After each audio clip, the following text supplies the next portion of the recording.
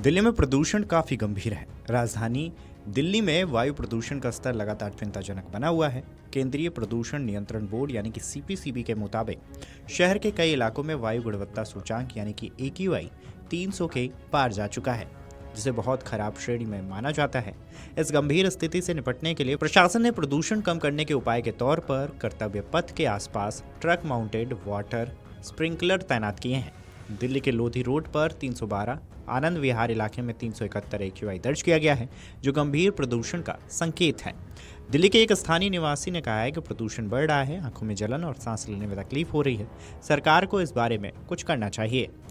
आपको बता दें कि राजधानी में हवा की गति सुस्त पड़ने और पारा गिरने से लोगों का सांसों पर संकट बरकरार है।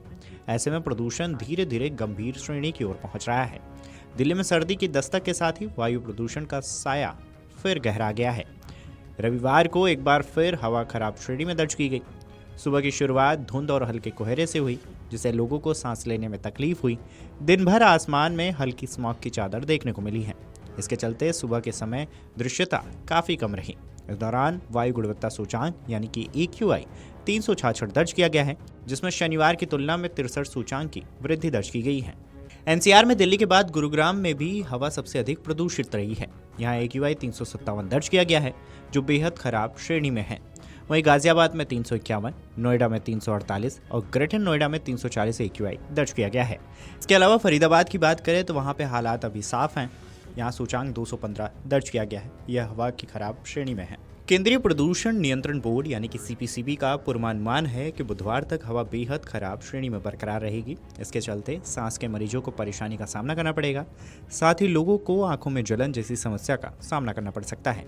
CPCB के मुताबिक रविवार को हवा उत्तर पश्चिम दिशा से 15 किलोमीटर प्रति घंटे की रफ्तार से चली है। वहीं अनुमानित अधिकतम मिश्रण की गहराई 2050 मीटर रही।